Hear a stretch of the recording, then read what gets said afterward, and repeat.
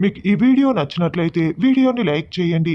ప్రశాంత్ రామలక్ష్మి మెడలో తాళి కట్టబోతూ ఉంటే వెంటనే జానకి, ఏమండి ఈ ప్రశాంత్ దుర్మార్గుడండి.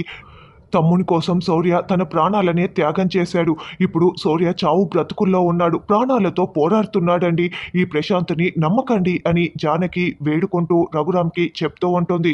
అయినా కూడా రఘురామ్ ఇంకా కూడా నమ్మడు.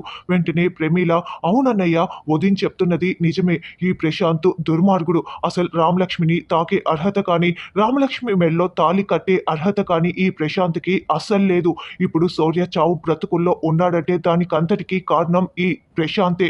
శౌర్య ఏ తప్పు చేయలేదు. తప్పులన్నీ చేసింది కూడా ఈ ప్రశాంతే. చివరికి మీకు ఈ నిజం చెప్తామని వాళ్ళ నాన్న వస్తూ ఉంటే వాళ్ళ నాన్నని తలపై కొట్టేసి, నన్ను కూడా కొట్టేసి రామలక్ష్మిని ఇలా దుర్మార్గంగా పెళ్లి చేసుకోవాలని చూస్తున్నాడు. ఉదయం చెప్పిందంతా నిజమే. శౌర్య ఏ తప్పు చేయలేదు. కాబట్టి రామలక్ష్మి మెడలో ఈ ప్రశాంత్‌కి తాళి కట్టే అర్హత లేదన్నయ్య అని ప్రమీల నోరు విప్పి నిజం చెప్పేస్తుంది. దాంతో రఘురామ్ వెంటనే షర్టు లాక్కు వచ్చి ప్రశాంత్‌ని కాల్తో చితక్కొట్టేస్తూ ఉంటాడు. వెంటనే పోలీసులు కూడా అక్కడికి వచ్చేసి ఉంటారు.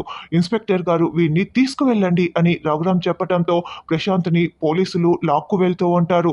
తర్వాత రఘురామ్ చాలా ప్రేమగా రామలక్ష్మి దగ్గరికి వచ్చి, రామా, వెళ్ళి నీ శౌర్యని కాపాడుకోమ్మా, నీ శౌర్యని కాపాడుకో, వెళ్ళమ్మా వెళ్ళు అని చెప్పటంతో రామలక్ష్మి చాలా సంతోషపడుతూ మండపం నుంచి శౌర్య ప్రాణాలని కాపాడుకోవటం కోసం పరుగులు పెడుతూ ఉంటుంది.